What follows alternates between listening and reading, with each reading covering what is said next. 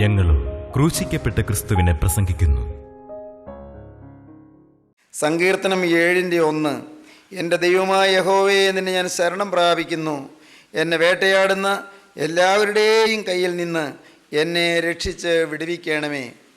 ദാവീദിൻ്റെ ഹൃദയം നുറുങ്ങിയുള്ള പ്രാർത്ഥന. ദൈവമേ, എന്നെ വേട്ടയാടുന്ന എല്ലാവരുടെയും കയ്യിൽ നിന്ന് എന്നെ രക്ഷിച്ച് വിടുവിക്കണമേ എന്നുള്ള ആ ഹൃദയദാഹത്തിൽ നിന്നുള്ളതായ വേദന പുരണ്ടതായ പ്രാർത്ഥന.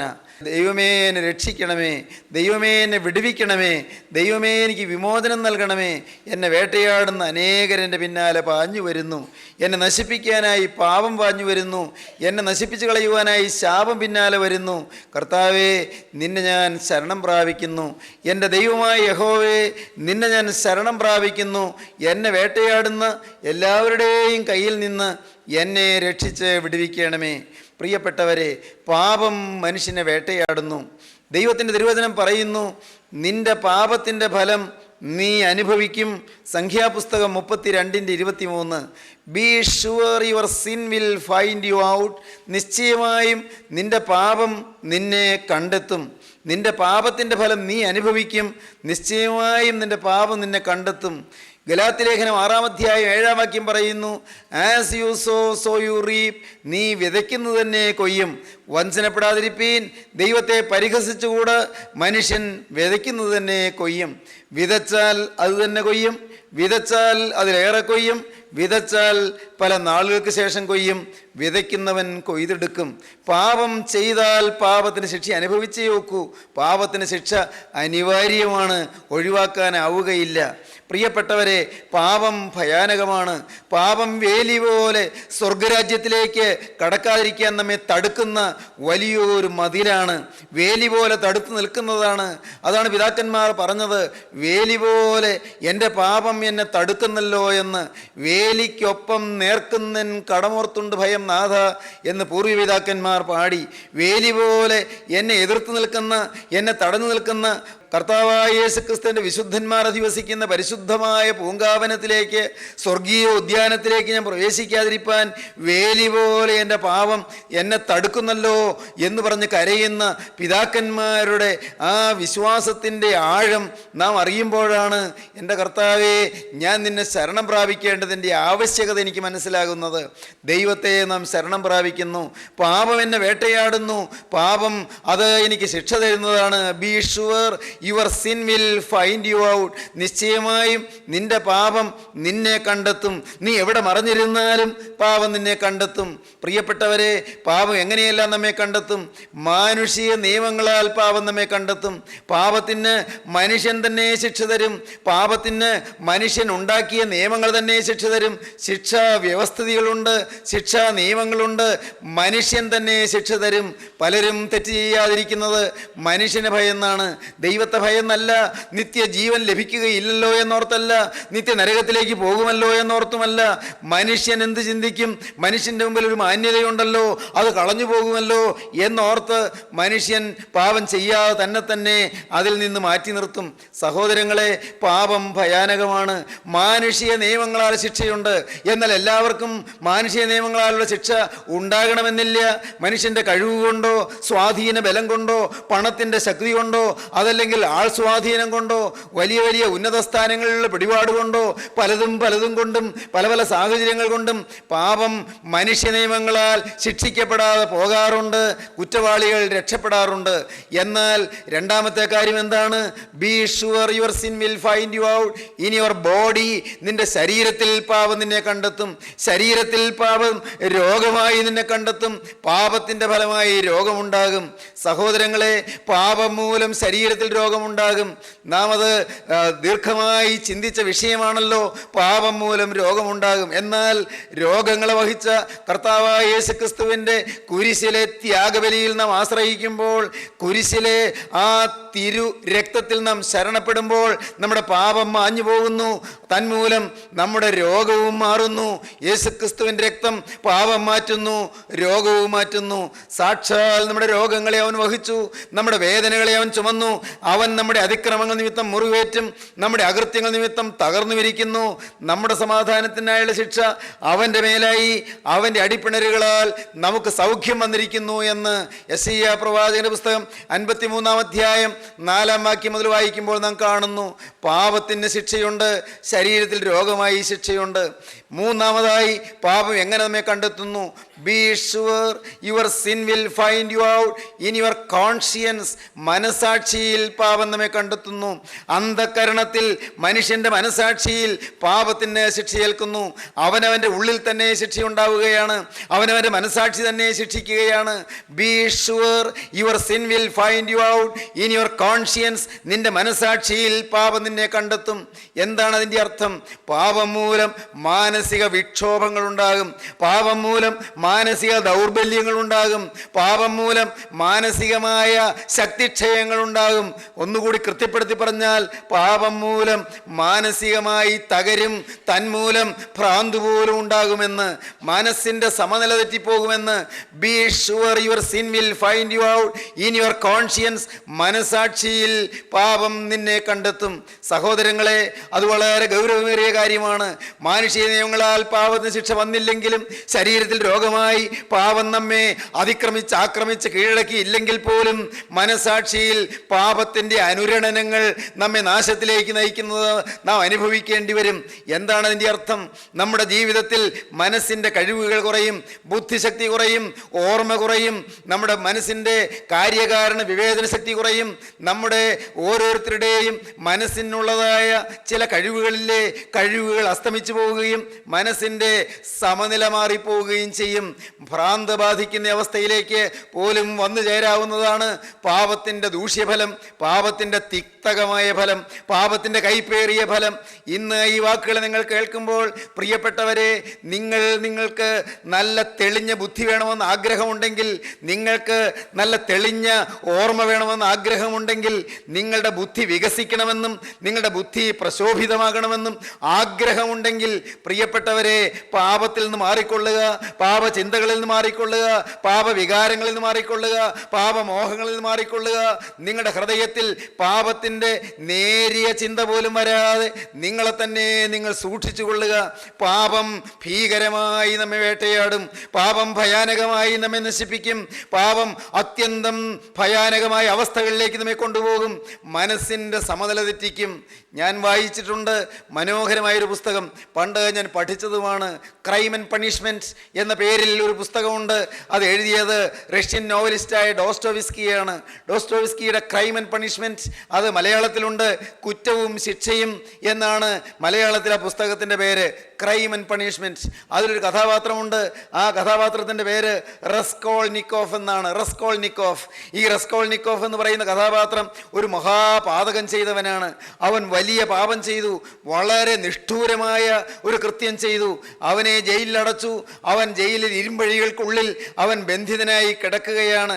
അവൻ്റെ കൈകാലുകൾ ബന്ധിച്ചിട്ടില്ല, പക്ഷേ ആ ജയിലിൻ്റെ ഇരുമ്പഴികൾക്ക് പുറത്ത് കിടക്കാൻ നിർവാഹമില്ലാതെ അവനെ തുറുങ്കിലടച്ചിരിക്കുകയാണ്, കൽത്തുറുങ്കിലടച്ചിരിക്കുകയാണ്. പ്രിയപ്പെട്ടവരെ, അവൻ ജയിലിൻ്റെ ആ ഇരുമ്പഴിയിൽ പിടിച്ചുകൊണ്ട് വെളിയിലേക്ക് ഇങ്ങനെ നോക്കി നിൽക്കും, എന്തോ ചിന്തിച്ചുകൊണ്ട് നിൽക്കും, എന്തോ മൂകമായി എന്തെല്ലാമോ ഓർത്തുകൊണ്ട് നിൽക്കും, മിണ്ടുന്നില്ല. കുറേ നേരം അങ്ങനെ നിന്ന് കഴിയുമ്പോൾ പെട്ടെന്ന് ഞെട്ടി അവൻ കൈവിടും ആ ഇരുമ്പഴിയിൽ നിന്ന്. അവൻ പുറകോട്ട് ഓടും. ആ മുറി ചെറിയ മുറിയാണ്.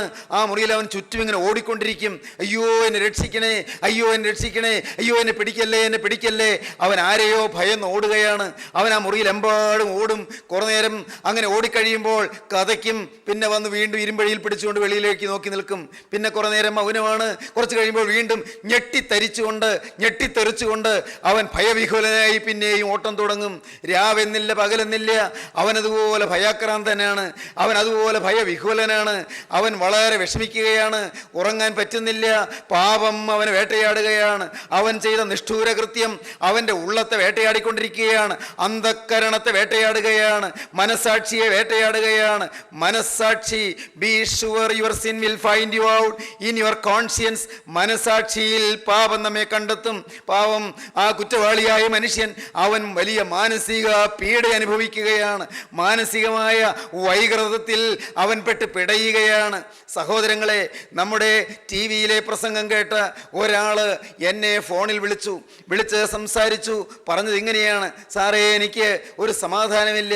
എൻ്റെ ജീവിതത്തിൽ എൻ്റെ 10ാമത്തെ വയസ്സിൽ എനിക്ക് പറ്റിയ ഒരു വലിയ മഹാപാപം, അത് പുറത്തു പറയാൻ അറയ്ക്കുന്നതായ ഒരു പാപം, ഞാൻ ആഗ്രഹിച്ചതല്ല, ഞാൻ നിരൂപിച്ചതല്ല, ഞാൻ ചിന്തിച്ചതല്ല, ഒരു വലിയ മഹാപാപം എനിക്ക് വന്നുപോയി.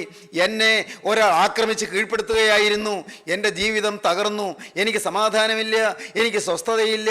ബൈബിൾ ഞാൻ വായിക്കുന്നുണ്ട്, പക്ഷേ സമാധാനം കിട്ടുന്നില്ല. ഞാൻ പ്രാർത്ഥിക്കുന്നുണ്ട്, പ്രാർത്ഥനകൾ ചൊല്ലുന്നുണ്ട്, നമസ്കാരങ്ങൾ ചൊല്ലുന്നുണ്ട്, പള്ളിയിൽ പോകുന്നുണ്ട്, എനിക്ക് സമാധാനം കിട്ടുന്നില്ല. സാറേ, എനിക്ക് ഒരു സമാധാനം കിട്ടാൻ എനിക്ക് വേണ്ടി പ്രാർത്ഥിക്കണം. പ്രിയപ്പെട്ടവരെ, ഞാൻ എഴുതി, ഭയപ്പെടേണ്ട, നിരാശപ്പെടേണ്ട.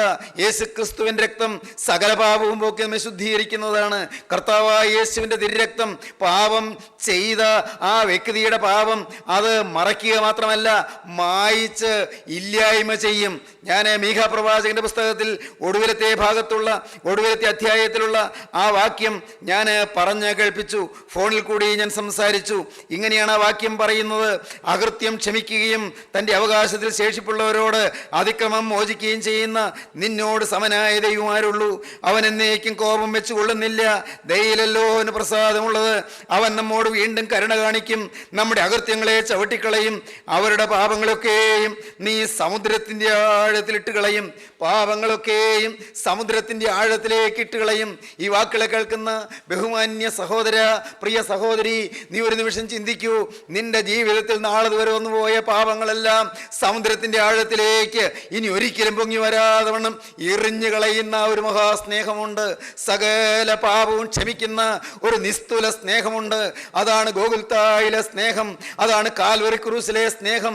ആ സ്നേഹത്തെ നിങ്ങൾ കണ്ടെത്തിയാൽ നിങ്ങളുടെ ജീവിതത്തിലെ നിരാശകൾ മാറും, നിങ്ങളുടെ ഹൃദയത്തിൻ്റെ ഭാരങ്ങൾ മാറും, നിങ്ങളുടെ ജീവിതത്തിൻ്റെ വൈരുദ്ധ്യങ്ങൾ മാറും, നിങ്ങളുടെ മനസ്സിലെ പ്രശ്നങ്ങൾ മാറും, നിങ്ങളുടെ മനസ്സിൻ്റെ ആവലാതികൾ മാറും. ഈ നിസ്തുലമായ സ്നേഹം, ലോകത്തൊരിടത്തും കാണാൻ കിട്ടാത്തതായ സ്നേഹം, ഗോകുൽത്തായിലെ കുരിശിൽ ചൊരിഞ്ഞ തിരുരക്തത്തിൽ കൂടെ നമ്മുടെ മേൽ പകരുന്നതായ ആ സ്വർഗീയമായ സ്നേഹം, പാപിയെ സ്നേഹിക്കുന്ന സ്നേഹം. ദൈവജനമേ, ഈ വാക്കുകൾ നിങ്ങൾ കേൾക്കുമ്പോൾ നിങ്ങളുടെ അരികത്ത് നിൽക്കുന്ന ക്രിസ്തുവിനോട് നിങ്ങളൊരു വാക്ക് പറയണം: കർത്താവേ, എണ്ണിയാൽ തീരാത്ത പാപങ്ങൾ എനിക്കുണ്ട്. കർത്താവേ, ഞാൻ ഓർത്താലും തീരാത്ത അത്ര പാപങ്ങൾ എനിക്കുണ്ട്. ചിന്തയിലെ പാപങ്ങളുണ്ട്, വാക്കുകളിലെ പാപങ്ങളുണ്ട്, പ്രവൃത്തിയിലെ പാപങ്ങളുണ്ട്, പുറത്താരും അറിയാത്ത പാപങ്ങളുണ്ട്. എൻ്റെ ഭാര്യ അറിഞ്ഞിട്ടില്ല, നാഥ എൻ്റെ ഭർത്താവ് അറിഞ്ഞിട്ടില്ല, എൻ്റെ ദൈവമേ എൻ്റെ മക്കൾ അറിഞ്ഞിട്ടില്ല, എൻ്റെ മാതാപിതാക്കൾ അറിഞ്ഞിട്ടില്ല, എൻ്റെ ഗുരുനാഥന്മാർ അറിഞ്ഞിട്ടില്ല, എൻ്റെ കൂട്ടുകാരറിഞ്ഞിട്ടില്ല. എൻ്റെ ദൈവമേ, നീ മാത്രമെല്ലാം അറിയുന്നു. നിന്നെ മറയ്ക്കാൻ സാധ്യമല്ലല്ലോ, നീ എല്ലാം കാണുന്നു. എന്നാൽ നാഥ, ഇന്ന് ഞാൻ ഈ വാക്കുകളെ കേൾക്കുമ്പോൾ നിന്നോട് പറയുകയാണ്, നീ പറഞ്ഞ വാക്ക് വിശ്വസിച്ചുകൊണ്ട് ഞാൻ നിന്നോട് യാചിക്കുകയാണ്. എൻ്റെ പാവങ്ങളൊക്കെയും എന്നിൽ നിന്ന് അടർത്തി മാറ്റി, എന്നിൽ നിന്ന് എടുത്തു മാറ്റി സമുദ്രത്തിൻ്റെ ആഴത്തിലേക്ക് എറിഞ്ഞു കളയണമേ. ഇനി ഒരു കാലത്തും പൊങ്ങി വരാതെ വണ്ണം എൻ്റെ പാവങ്ങളെ സമുദ്രത്തിൻ്റെ അഗാധതയിലേക്ക് നാഥ നീ എറിഞ്ഞു കളയണമേ. ദൈവത്തിൻ്റെ വലിയ നാമം മഹത്വപ്പെടട്ടെ. സ്വർഗത്തിലെ ദൈവം തൻ്റെ പുത്രനായ യേശുവിൻ്റെ ആ തിരുരക്തത്തിൽ കൂടി മകനെ നിന്നെ നോക്കുമ്പോൾ നിന്റെ പാപം കാണുകയില്ല, പുത്രൻ്റെ തിരുരക്തമാണ് കാണുന്നത്. കർത്താവായ യേശുവിൻ്റെ ചങ്ക് തുറന്നൊഴുകിയ ആ പരിപാവന രക്തമാണ് കാണുന്നത്. ദൈവ പൈതലേ, അത് വരുമ്പോൾ, ആ രക്തം കാണുമ്പോൾ നിങ്ങൾ വിശ്വസിക്കൂ, അപ്പോഴുണ്ട് നിങ്ങളുടെ പാപം പിതാവ് കാണില്ല എന്ന് മാത്രമല്ല, അത് മാഞ്ഞു പോയിരിക്കുകയാണ്. ആ പാപം അവിടെ ഇല്ല, അത് തീർത്തും മാഞ്ഞു പോയിരിക്കുകയാണ്. അത് മുഴുവനായി തുടച്ചു നീക്കി കളഞ്ഞിരിക്കുകയാണ്. അത് മുഴുവൻ തുടച്ചു മാറ്റി ഇല്ലായ്മ ചെയ്തിരിക്കുകയാണ്. ഇത് നിങ്ങൾക്ക് വിശ്വസിക്കാൻ കഴിയുമോ? അതാണ് പ്രിയപ്പെട്ടവരെ, ചിലർ പരിഹസിച്ച് പറയും ഇൻസ്റ്റന്റ് ഗ്രേസ് എന്ന്. ചിലർ പറയും അങ്ങനെ ഒരു നിമിഷം കൊണ്ടങ്ങ് മാറുമോ എന്ന്. അതിന് വലിയ വലിയ പ്രവർത്തനങ്ങൾ വേണ്ടേ, അതിന് വലിയ ത്യാഗങ്ങൾ വേണ്ടേ, അതിന് വലിയ കഷ്ടപ്പാടുകൾ വേണ്ടേ, അതിന് കഷ്ടത അനുഭവിക്കണ്ടേ, അതിനെ തപസ് ചെയ്യണ്ടേ, അതല്ലെങ്കിൽ അതിനു വേണ്ടി യോഗാത്മകമായ പല കാര്യപരിപാടികളും ചെയ്യണ്ടേ. അല്ലാതെ ഇത് മാറിപ്പോകുന്നത് എങ്ങനെയാണ്? ദൈവ പൈതലേ, സൃഷ്ടാവിൻ്റെ തിരുരക്തം നിനക്ക് വേണ്ടി കുരിശിൽ ചിന്തി എന്ന് നീ വിശ്വസിച്ചുകൊണ്ട് ആ തിരുരക്തത്തിൽ നീ ശരണപ്പെടുമ്പോൾ അപ്പോൾ നിന്റെ പാപം സൃഷ്ടാവിൻ്റെ രക്തത്താൽ കഴുകപ്പെടുകയാണ്. അത് ലോകത്തിലെ ഒരു അത്ഭുതമാണ് പ്രിയപ്പെട്ടവരെ. അതൊരു മിറക്കിളാണ്, അതൊരു അത്ഭുതമാണ്. എന്താണ് അത്ഭുതം? രോഗം മാറുന്നതല്ല ഏറ്റവും വലിയ അത്ഭുതം. നിങ്ങൾക്കറിയാമോ സഹോദരങ്ങളെ, ആളുകൾക്ക് ആഹാരം കിട്ടുന്നതല്ല ഏറ്റവും വലിയ അത്ഭുതം. പട്ടിണി പാവങ്ങൾക്ക് ആഹാരം കിട്ടുന്നു, നല്ലതല്ലേ? അത്ഭുതം തന്നെ നല്ലത്. പ്രിയപ്പെട്ടവരെ, നിങ്ങളോട് പറയട്ടെ, ഈ ലോകത്ത് ഉയർന്ന വിദ്യാഭ്യാസം കിട്ടുന്നത്, അതേ എട്ടും പൊട്ടും തിരിയാത്തവർക്ക് നല്ല ബുദ്ധി കിട്ടുന്നത് അത്ഭുതം തന്നെയാണ്, നല്ലത് തന്നെ. പക്ഷെ അതല്ല ഏറ്റവും വലിയ അത്ഭുതം. രോഗസൗഖ്യത്തെക്കാൾ ഉന്നതമായ ഒരു അത്ഭുതമുണ്ട്. ഭൂതബാധ മാറുന്നതിനേക്കാളും അത്യുജ്വലവും അത്യുന്നതവുമായ ഒരു അത്ഭുതമുണ്ട്. അതേതാണ് അത്ഭുതം? പാപം മോചിക്കപ്പെടുന്നു എന്നുള്ളതാണ്. അകൃത്യം ക്ഷമിക്കുകയും തൻ്റെ അവകാശത്തിൽ ശേഷിപ്പുള്ളവരോട് അതിക്രമം മോചിക്കുകയും ചെയ്യുന്ന നിന്നോട് സമനായ ദൈവം ആരുള്ളൂ? അവൻ എന്നേക്കും കോപം വെച്ച് കൊള്ളുന്നില്ല, ദയയിലല്ലോ എന്ന് പ്രസാദമുള്ളത്.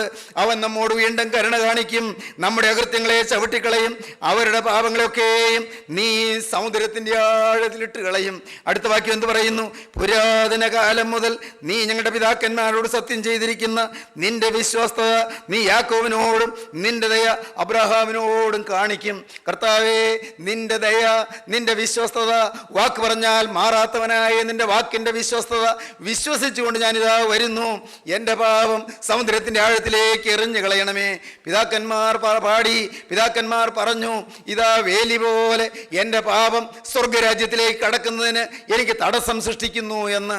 നാം അങ്ങനെയാണല്ലോ പാടുന്നത്. ഞാൻ അഞ്ചുന്നൻ പാപത്താൽ ശുദ്ധ കേകും മോദപൂങ്കാവിൽ വേലിക്കൊത്തന്നെ നാഥ എൻ പാപം രോധിക്കല്ലേ, രക്ഷിച്ചെന്നെ നരകത്തി ഏകോക വാസവും തിരുഹിതമാം സ്ഥാനേ ബാരക്മോ. ഞാൻ അഞ്ചുന്നാണ് പിതാക്കന്മാർ പറയുന്നത്. ഞാൻ പരിഭ്രമിച്ചു പോകുന്നു, ഞാൻ ഭയന്നു പോകുന്നു, ഞാൻ പേടിച്ചു പോകുന്നു. എന്തുകൊണ്ട്? എൻ പാപത്താൽ ശുദ്ധർക്കേകുന്ന മോദപ്പൂങ്കാവിൽ എനിക്ക് പ്രവേശനമില്ലല്ലോ എന്നോർത്ത്, പരിശുദ്ധന്മാർക്ക് വേണ്ടി കാക്കപ്പെടുന്ന ഉദ്യാനത്തിലേക്ക് എനിക്ക് പ്രവേശനമില്ലല്ലോ എന്നോർത്ത്, എൻ്റെ ജീവിതത്തിൽ പാപം പരിശുദ്ധന്മാർക്ക് വേണ്ടി കാത്തിരിക്കുന്നതായ ഉദ്യാനത്തിലേക്ക് ഞാൻ പ്രവേശിക്കാതെ വണ്ണം പാപം എന്നെ തടയുന്നല്ലോ, വേലി പോലെ തടുക്കുന്നല്ലോ, രോധിക്കുന്നല്ലോ എന്നോർത്ത് ഞാൻ അഞ്ചിപ്പോകുന്നു, ഞാൻ പരിഭ്രമിച്ചു പോകുന്നു, ഞാൻ ഭയന്നു പോകുന്നു. പ്രിയപ്പെട്ടവരെ, പിതാക്കന്മാര് ഉറങ്ങാൻ നേരത്ത് സൂത്താർ നമസ്കാരത്തിൽ പാടുകയാണ്, പ്രാർത്ഥിക്കുകയാണ്. പ്രകടമായ പാപം ചെയ്തതുകൊണ്ടല്ലല്ലോ, പ്രകടമായ പാപപ്രവൃത്തിയിലേക്ക് പോയതുകൊണ്ടല്ലല്ലോ. മനുഷ്യ ജീവിതത്തിൽ പാപമുണ്ട്, മനുഷ്യ ഹൃദയത്തിൽ പാപമുണ്ട്, രക്തത്തിൽ പാപമുണ്ട്, പ്രകൃതിയിൽ പാപമുണ്ട്, സ്വഭാവത്തിൽ പാപമുണ്ട്, മനോഭാവത്തിൽ പാപമുണ്ട്. ആളത്വം മുഴുവൻ പാപമാണ്. അതറിഞ്ഞുകൊണ്ട് ഈ പാപം എന്നിൽ നിന്ന് കത്തി മാറിയില്ലെങ്കിൽ, കത്തി തീർന്നില്ലെങ്കിൽ, പാപം എന്നിൽ നിന്ന് നിശേഷം മാറിപ്പോയില്ലെങ്കിൽ എനിക്ക് ദൈവരാജ്യത്തിലേക്ക് പ്രവേശനമില്ലല്ലോ എന്ന് അറിഞ്ഞ പിതാക്കന്മാർ ഇതാ ഹൃദയം തകർന്ന് പ്രാർത്ഥിക്കുകയാണ്. കർത്താവേ, നിന്റെ രാജ്യത്തിലേക്ക് വരുവാൻ എനിക്ക് ഭാഗ്യം തരണമേ, അതിനായി എൻ്റെ പാപം മാറ്റണമേ, എൻ്റെ പാപം പോക്കണമേ. പാപം മാറിക്കഴിയുമ്പോൾ, അത് മാറിയെന്ന് ബോധ്യം കിട്ടുമ്പോൾ പാപം ഏറ്റുപറഞ്ഞു, ഇനിമേൽ വരികയിലും തീരുമാനിക്കുന്നു. ഹൃദയം പരിശുദ്ധമായിരിക്കുമെന്ന് ദൈവത്തോട് ഉടമ്പടി ചെയ്യുന്നു, ക്രിസ്തുവിൻ രക്തത്തിൻ്റെ ശക്തി അനുഭവിക്കുന്നു. അങ്ങനെ തിരുരക്തത്തിൻ്റെ ശക്തിയാൽ പാപവിമോചനം ലഭിച്ചു എന്നുള്ള അനുഭവത്തിൻ്റെ പങ്കാളിയായി തീരുമ്പോൾ ദൈവത്തെ സ്തുതിക്കുകയാണ്, സ്തുതി ആരംഭിക്കുകയാണ്. സ്തുതി അനുതാപക്കാർ മുൻപിൽ വാതിൽ തുറക്കുന്ന രാജാവാം ഈശോ, നിനക്ക് സ്തുതി. സ്തുതി അനുതാപക്കാർ മുൻപിൽ വാതിൽ തുറക്കും രാജാവാം ഈശോ, പാതകിയാം ഞാൻ അർത്ഥിപ്പു നൽവര ദാനത്താൽ മോദം നൽകുക ഉഗദാതാവേ തീരണമേ ഞാൻ നിന്നോട് കിന്നരമായി. കർത്താവേ, നിൻ്റെ ഒരു വാദ്യോപകരണമാക്കി എന്നെ തീർക്കണമേ, ആക്കണമേ എന്നാണ് നമസ്കാരത്തിൽ പറയുന്നത്. നന്ദുനിയാക്കണമേ, വാദ്യ ഉപകരണമാക്കണമേ, നിൻ്റെ ഒരു കിന്നരമാക്കണമേ, നിരന്തരം സ്തുതിക്കുന്ന ശ്രുതിമധുരമായ സ്തുതിഗാനങ്ങൾ ആലപിക്കുന്ന ഒരു സുന്ദരമായ വാദ്യോപകരണമാക്കി എന്നെ മാറ്റണമേ, മധുരഗീതം പൊഴിക്കുന്ന ഒരു വാദ്യോപകരണമാക്കി എന്നെ മാറ്റണമേ. നാഥാ, നിന്നെ സ്തുതിക്കുന്നതിൽ നിന്ന് മൗനമായിരിക്കാനും നിന്നെ പുകഴ്ത്തലിൽ നിന്ന് ഒഴിഞ്ഞിരിക്കാനും ഞങ്ങൾക്ക് ഇടയാകരുതേ എന്ന് പ്രാർത്ഥിക്കുന്ന, സ്തുതിയിൽ ആഘോഷത്തിൽ ആനന്ദിച്ചാമഗ്നമായി ആഘോഷത്തോടെ ദൈവത്തിന് ആരവാരം അർപ്പിക്കുന്ന ദൈവ പൈതലിൻ്റെ ഹൃദയത്തിൽ നിറഞ്ഞു നിൽക്കുന്ന സ്തുതിയുടെ നിർഘോഷമാണ് ആ പിതാക്കന്മാരുടെ ഗാനത്തിൽ, ഗാനനിർജ്ജരിയിൽ ലയിച്ചു നിൽക്കുന്നതും അതിൽ അനുരണനം ചെയ്യുന്നതും. പ്രിയപ്പെട്ടവരെ, നമുക്ക് ഈ അനുഭവം ലഭിക്കേണ്ടതാണ്. ഞാൻ വായിച്ചു ഒരു മനോഹരമായ കഥ. ഒരു വലിയ കുറ്റവാളിയായ മനുഷ്യൻ, അവൻ ജയിൽ പുള്ളിയാണ്, ജയിലിൽ കിടക്കുകയാണ്. അവനെ തൂക്കിക്കൊല്ലാൻ വിധിച്ചു. ഗവർണറുടെ അടുക്കൽ നിന്നും പ്രസിഡൻ്റ് അടുക്കൽ നിന്നും ദയാഹർജിയെല്ലാം തള്ളപ്പെട്ടു. ഇനി തൂക്കിക്കൊല്ലും ഉറപ്പാണ്. അവന് ഭയങ്കര നിരാശ, അവന് വലിയ അമർഷം. ജയിലിലുള്ള വാർഡനെയൊക്കെ അവൻ ചീത്ത പറയും. അവൻ ഒറ്റയ്ക്ക് ഒരു സെല്ലിൽ കിടക്കുകയാണ്. അവനെ എല്ലാവരും ഉള്ള സെല്ലല്ല കിടത്തിയിരിക്കും. തൂക്കിക്കൊല്ലാനാ തീരുമാനിച്ചു കഴിഞ്ഞപ്പോൾ ഒരു സെല്ലിൽ കിടക്കുകയാണ്. തൂക്കിക്കൊല്ലും ദിവസമേ ഇനി അറിയാനുള്ളൂ. ഒരു ഏതാനും ദൈവമക്കൾ ഒരു ദിവസം അവൻ്റെ ആ ജയിലഴിയുടെ പുറത്ത് വന്നു നിന്നു. ഒരു ബൈബിൾ അവൻ്റെ നേരെ കാണിച്ചു കൊടുത്തിട്ട് പറഞ്ഞു, മോനെ, ഈ ബൈബിളിൽ നിത്യജീവൻ്റെ വചനമുണ്ട്, ഈ ബൈബിളിൽ ദൈവത്തിൻ്റെ വചനമുണ്ട്, നിനക്ക് വായിക്കാൻ പറ്റുമോ? നീ ഏതായാലും മരിക്കുമെന്ന് ഉറപ്പായല്ലോ, തൂക്കിക്കൊല്ലുമെന്ന് ഉറപ്പായല്ലോ, നീ അറിഞ്ഞല്ലോ, ഇനിയും നിത്യജീവന് വേണ്ടി നീ ഒരുങ്ങിയോ? അതിനെക്കുറിച്ച് നീ ചിന്തിച്ചോ? അവന് ദേഷ്യം വന്നു. വേണ്ട വേണ്ട, എനിക്കിതൊന്നും കേൾക്കണ്ട, ഇതൊക്കെ ധാരാളം ഞാൻ കേട്ടതാണ്. എൻ്റെ അമ്മ എന്നോട് ഉപദേശിച്ചിട്ടുണ്ട്, അമ്മയെപ്പോലും ഞാൻ ധിക്കരിച്ചിട്ടുള്ളവനാണ്. എൻ്റെ അമ്മ എന്നോട് പറഞ്ഞിട്ടുണ്ട്, മോനെ അനുദവിക്കുകയും മാനസാന്തരപ്പെടുന്ന, അയ്യോ തെറ്റ് ചെയ്യല്ലേ എന്ന്.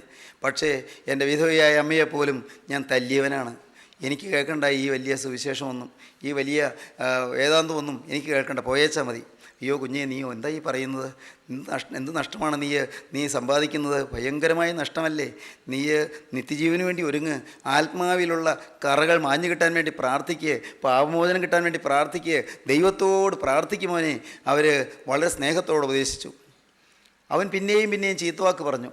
പ്രിയപ്പെട്ടവരെ, ഈ അല്പനേരം നിന്നതിന് ശേഷം ഒരു പുതിയ നിയമം, വേദപുസ്തകത്തിൻ്റെ ന്യൂ ടെസ്റ്റ്മെൻറ്റിനുണ്ടല്ലോ പുതിയ നിയമം, അത് ഇരുമ്പഴിയുടെ ഇടയിൽ കൂടി അകത്തേക്ക് കൊടുത്തു. അത് അവൻ്റെ കയ്യിൽ കിട്ടിയ പാടി അവൻ വലിച്ച് പിച്ച് ചീന്തി കീറി എറിഞ്ഞു. കുറേയേറെ കടലാസ് അങ്ങ് പുറത്തേക്ക്, കുറച്ചെല്ലാം കടലാസ് അകത്തും. അവർ സങ്കടത്തോടൊരു നിമിഷം നിന്ന് പ്രാർത്ഥിച്ചിട്ട് അവർ പോയി. കഥയാണ് പ്രിയപ്പെട്ടവരെ. അന്ന് രാത്രി അവൻ ഉറങ്ങാൻ കിടന്നു. ഭക്ഷണമെല്ലാം കഴിഞ്ഞു, ഉറങ്ങാൻ കിടന്നു. രാത്രി കുറേ അങ്ങോട്ട് ഉറങ്ങിക്കഴിഞ്ഞപ്പോൾ എന്തോ ഒരു സ്വപ്നം, പതിവില്ലാത്തതുപോലെ. അതിമനോഹരമായൊരു ഉദ്യാനമാണ് കാണുന്നത്, അതിമനോഹരമായൊരു പൂന്തോപ്പ്, അത്യന്തം പ്രകാശമാനമായൊരു ഉദ്യാനം, ശോഭായമാനമായ ഉദ്യാനം. അവൻ അതിലേക്ക് ഇങ്ങനെ നോക്കി. എന്താണിങ്ങനെ? ഇത്രയും മനോഹരമായ ഉദ്യാനം ലോകത്തും കണ്ടിട്ടില്ല. അത് കാണുമ്പോൾ തന്നെ ഏതോ ഒരു പ്രത്യേക അനുഭൂതി, ഒരു ആശ്വാസത്തിൻ്റെ അനുഭൂതി, ഒരു സുഖകരമായ അനുഭവം. അവൻ നോക്കിയപ്പോൾ കണ്ടു അത്ഭുതം, അവൻ്റെ അമ്മ അവിടെ നിൽക്കുന്നുണ്ട്.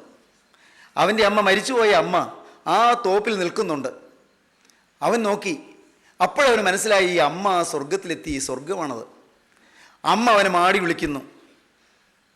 അവൻ്റെ ആ ആദ്യത്തെ അമർഷമെല്ലാം പോയിരിക്കുന്നു. ഇപ്പോൾ ഏതോ ഒരു സുഖം അവന് കിട്ടുകയാണ്. അമ്മ അവനെ മാടി വിളിക്കുന്നു, വരാനാ വിളിക്കുന്നത്, സ്വർഗത്തിലേക്ക് വരാൻ. അവൻ വേഗം നടന്നു, സ്വപ്നത്തിലാണ്, വേഗം നടന്നു. പക്ഷേ അങ്ങ് ഏതാനും ചുവട് വെച്ചപ്പോൾ പെട്ടെന്ന് മുമ്പിൽ ഒരു മതിലിങ്ങനെ പൊങ്ങുന്നു. ഒരു മതിൽ, വലിയൊരു മതിൽ, കറുത്തിരണ്ടൊരു മതിൽ. അയ്യോ, അപ്പുറം കാണാൻ വയ്യല്ലോ. ഇത്രയും നേരം കണ്ടുകൊണ്ടിരുന്ന ആ മനോഹരമായ ഉദ്യാനം, ആ സുന്ദരമായ പൂന്തോപ്പ് കാണാൻ പറ്റുന്നില്ലല്ലോ. എന്ത് സുഖമായിരുന്നു കണ്ടുകൊണ്ടിരുന്നപ്പോൾ. അവൻ നിരാശനായി. കഷ്ടം, ഇന്ന് ആ ദൈവമക്കൾ വന്ന് പറഞ്ഞതൊക്കെ കേട്ടോളാമായിരുന്നു, അവർ പറഞ്ഞു തന്ന ആ വാക്കുകളൊക്കെ ശ്രദ്ധിച്ചോളാമായിരുന്നു. അയ്യോ, സ്വർഗം ഇത്ര സുഖമാണെങ്കിൽ ഞാനത് നഷ്ടപ്പെടുത്തിയത് കഷ്ടമായി പോയല്ലോ. അവനിങ്ങനെ ഓർത്തുകൊണ്ട് നിൽക്കുകയല്ല. പെട്ടെന്ന് ഒരു തുള്ളി രക്തം മുകളിൽ നിന്ന് വന്ന ഈ മതിലിൽ വന്ന് വീണു. ഒറ്റയ്ക്കൊരു തുള്ളി രക്തം. അവൻ അത്ഭുതപ്പെട്ടു, എന്താണിത്? മുകളിൽ നിന്നൊരു തുള്ളി രക്തം വന്ന് ഈ മതിൽ വീണു. രക്തം വീഴുന്നിടത്ത് മതിൽ അങ്ങ് അലിഞ്ഞലിഞ്ഞ് പോകുന്നു. രക്തം വ്യാപിക്കുന്നു. ഈ രക്തം വ്യാപിക്കുന്നിടത്ത് മതിൽ അങ്ങ് അലിഞ്ഞലിഞ്ഞില്ലാതെ പോകുക. അതിശയം. അവൻ നോക്കുമ്പോഴുണ്ട്, അല്പനിമിഷങ്ങൾക്കുള്ളിൽ ആ മതിൽ പിന്നെയും ഇല്ല. ആ രക്തം ഒരു തുള്ളി വീണതോടുകൂടി മതിലങ്ങ് തീർത്തും ഇല്ലാതായി. ഭാഗ്യം. അവന് സന്തോഷമായി കാണാം. ആ ഉദ്യാനം വീണ്ടും കാണാൻ പറ്റി. അമ്മ അവിടെ നിൽക്കുന്നത് കണ്ടു. അവൻ സന്തോഷത്തോടെ നടന്ന് ആ ഉദ്യാനത്തിലേക്ക് കയറാൻ തുടങ്ങുകയാണ്. പെട്ടെന്ന് ഇതാ സ്വപ്നം തീർന്നു, കണ്ണു തുറന്നു, ഉറക്കം തീർന്നു. അവൻ ചിന്തിച്ചു, എന്താണ് ഇതിൻ്റെ അർത്ഥം? അത് സ്വർഗമാണ്, സംശയമില്ല. ഒരു സുഖം കിട്ടിയല്ലോ, മനസ്സിനൊരു ആശ്വാസം കിട്ടിയല്ലോ, ഒരു കുളിർമ കിട്ടിയല്ലോ, സ്വർഗമാണ്, സംശയമില്ല. പക്ഷേ ആ മതിലെന്താണ്? സംശയമില്ല. എൻ്റെ പാപം, കറുത്തിരണ്ട ജീവിതം, നിഷ്ഠൂരമായ ജീവിതം, കൊള്ളരുതാത്ത ജീവിതം. പ്രിയപ്പെട്ടവരെ, ആ ചെറുപ്പക്കാരൻ അവൻ അവിടെ ആ വെറും തറയിൽ ഇരുന്നു കൊണ്ട് അവനിങ്ങ് ചിന്തിച്ചു, കഷ്ടം, എൻ്റെ പാപം മതിൽ പോലെ നിൽക്കുന്നല്ലോ, എൻ്റെ ജീവിതം സ്വർഗത്തിലേക്ക് പ്രവേശിക്കാൻ കഴിയാതെ നിൽക്കുന്നല്ലോ. എങ്കിലും പിന്നെ ഒരു തുള്ളി രക്തം വീണല്ലോ, അതിൻ്റെ അർത്ഥം എന്താണ്? അവൻ എന്തോ തോന്നി. പെട്ടെന്ന് ആ കടലാസ് കഷ്ണം എടുക്കണം, കീറിക്കളഞ്ഞ ബൈബിളിൻ്റെ കടലാസ് കഷ്ണം എടുക്കണം. അവനെടുത്ത് ഓരോന്നിങ്ങനെ നോക്കിയപ്പോൾ ഒരെണ്ണത്തിൽ കണ്ടു, യേശുക്രിസ്തുവിൻ്റെ രക്തം സകല പാപവും പോക്കി നമ്മെ ശുദ്ധീകരിക്കുന്നു. 1 യോഹന്നാൻ 1:7. കർത്താവായ യേശുവിൻ്റെ രക്തം സകല പാപവും പോക്കി നമ്മെ ശുദ്ധീകരിക്കുന്നു. അത് വായിച്ച പാടെ അവൻ പൊട്ടിക്കരഞ്ഞുകൊണ്ട് ആ വേദപുസ്തകത്തിൻ്റെ താള് ചുംബിച്ചുകൊണ്ട് അവൻ മുട്ടിന്മേൽ വീണു. അവൻ വീണ് കിടന്ന് കരഞ്ഞു. പ്രിയപ്പെട്ടവരെ, എന്തോ ഒരാശ്വാസം അവൻ്റെ ഉള്ളത്തിലേക്ക് വന്നു. എന്തൊരു വലിയ സമാധാനം. രാവിലെ വാർഡൻ വന്ന് നോക്കുമ്പോൾ അവൻ പ്രസന്നവതനായി നിൽക്കുന്നു. വാർഡൻ ചോദിച്ചു, നിനക്ക് എന്താ ഒരു പ്രത്യേകത? ഇന്നലെ രാത്രി 11 മണിക്ക് ശേഷം എൻ്റെ ഹൃദയത്തിലേക്ക് യേശു വന്നു. എൻ്റെ പാപങ്ങളെല്ലാം യേശു കഴുകി തന്നു. എൻ്റെ ഹൃദയപാപങ്ങളെല്ലാം കർത്താവ് കഴുകി തന്നു. എൻ്റെ ജീവിതത്തിലെ പ്രവൃത്തിയിലും എൻ്റെ ചിന്തയിലും വാക്കുകളിലും എല്ലാം വന്നുപോയ സകല നിഷ്ഠൂര കൃത്യങ്ങളും കർത്താവ് കഴുകി തന്നു. യേശുവിൻ്റെ രക്തം എനിക്ക് മോചനം തന്നു. ഞാനൊരു പുതിയ മനുഷ്യനാണ്. ഇനി എനിക്ക് മരിക്കാൻ പേടിയില്ല. സഹോദരങ്ങളെ, ഞാൻ ഈ വാക്കുകളെ നിർത്തട്ടെ. നിങ്ങൾ എന്ത് തീരുമാനിക്കുന്നു? യേശുവിൻ്റെ രക്തത്തിൽ നിങ്ങൾ ആശ്രയിക്കുമോ? Be sure your sin will find you out by human laws. Be sure your sin will find you out in your body. Be sure your sin will find you out in your conscience. മനസാക്ഷിയിൽ പാപം നിന്നെ കണ്ടെത്തും. പാപം നിന്നെ കണ്ടെത്തുന്നതിന് മുൻപ് യേശുവിൻ്റെ രക്തത്തിൽ ആശ്രയിക്കൂ. യേശുവിനെ വിളിക്കൂ. യേശുവിൻ്റെ കൃപയിൽ ശരണപ്പെടൂ. നാഥ രക്ഷിക്കണമേ, കർത്താവേ എനിക്ക് മോചനം തരണമേ, പാപക്ഷമ തരണമേ, എൻ്റെ അകൃത്യങ്ങൾ മായിച്ചു കളയണമേ. ദൈവമക്കളെ, നിങ്ങൾ പ്രാർത്ഥിക്കൂ. ശാപങ്ങൾ മാറട്ടെ, പാപങ്ങൾ മാറട്ടെ, രോഗങ്ങൾ മാറട്ടെ, പൈശാചിക ബന്ധനങ്ങൾ അഴിയട്ടെ, എണ്ണിയാൽ തീരാത്ത പാപങ്ങളെല്ലാം കഴുകപ്പെടട്ടെ.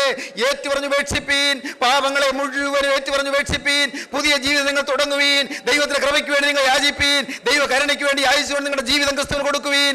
ദൈവത്തോട് വാക്ക് പറയുവീൻ, യേശുവേ, ഇന്നു മുതൽ ഞാൻ നിന്റെ വക. നമുക്ക് പ്രാർത്ഥിക്കാം. സ്നേഹം നിറഞ്ഞ പിതാവേ, ഈ നല്ല സമയത്തിനായി ഞങ്ങൾ നിന്നെ സ്തുതിക്കുന്നു. ജീവന്റെ അരുളപ്പാടുകൾക്കായി ഞങ്ങൾ നിന്നെ സ്തോത്രം ചെയ്യുന്നു. നാഥാ, ഞങ്ങളുടെ പാപങ്ങൾ ക്ഷമിക്കുവാനും ഞങ്ങളുടെ പാപക്കറകൾ കഴുകുവാനും തിരക്തം ചിന്തിയതിനായി ഞങ്ങൾ നിന്നെ സ്തുതിക്കുന്നു. ഈ വചനം കേട്ട് എല്ലാവരെയും അനുഗ്രഹിക്കണമേ, ആശീർവദിക്കണമേ. പുതുജീവിതത്തിന്റെ നന്മ കൊണ്ടും സന്തോഷം കൊണ്ടും സമാധാനം കൊണ്ടും നിറയ്ക്കണമേ. എല്ലാവരെയും കുടുംബമായി അനുഗ്രഹിക്കണമേ. യേശു ക്രിസ്തുവിന്റെ വിലയേറിയ നാമത്തിൽ തന്നെ, ആമീൻ.